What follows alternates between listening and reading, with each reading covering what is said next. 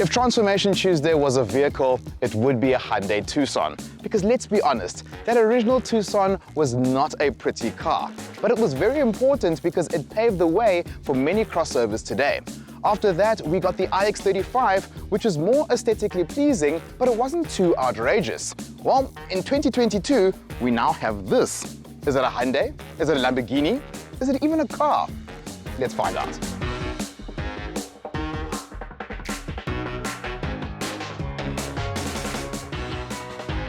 The new Tucson is either an origami experiment gone wrong, or they've pulled it off very well. And the reason why we say that is because look at this vehicle. I mean, from this grille, we can see that the lights have been integrated into the design. This is very new for Hyundai. We've also got these small little triangular details, and at the same time, we've got creases everywhere. Creases on the bonnet, creases on the sides of the vehicle. Definitely, whoever designed this vehicle believed in the saying, the devil is in the details. But for me, I honestly think it works. It's so crazy, I think it actually looks good. And this craziness carries on onto the rear of the vehicle. We've got these small details, a bit of silver plating on that side there. The lights as well have got small little triangular details. This is the most radical Hyundai Tucson we have ever seen. And honestly, I love the fact that they've been so crazy with this design. Hopefully it carries on the inside.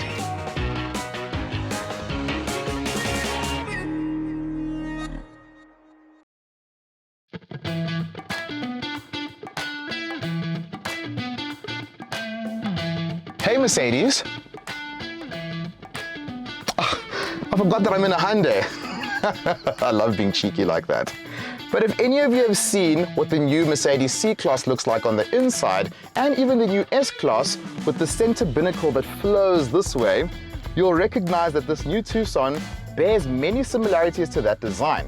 And honestly, the interior quality is very good here.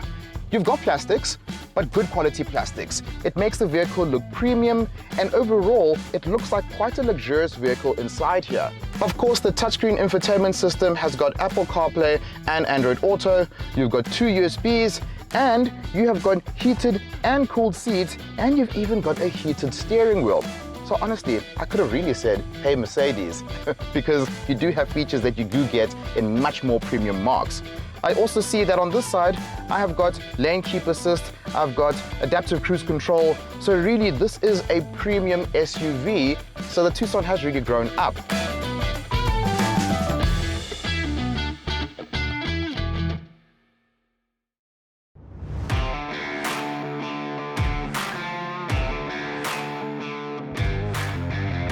It's often disappointing when a car looks good and then you jump inside it and it doesn't drive as nice as it looks. This is not the case with this new Tucson. It feels way more switched on. The old Tucson seemed a bit more softer on the road. It seemed like it was just meant to do a simple commute, whereas this seems a bit more focused on the road. It seems more poised, but at the same time, it's also a bit firmer, which is a good thing and a bad thing.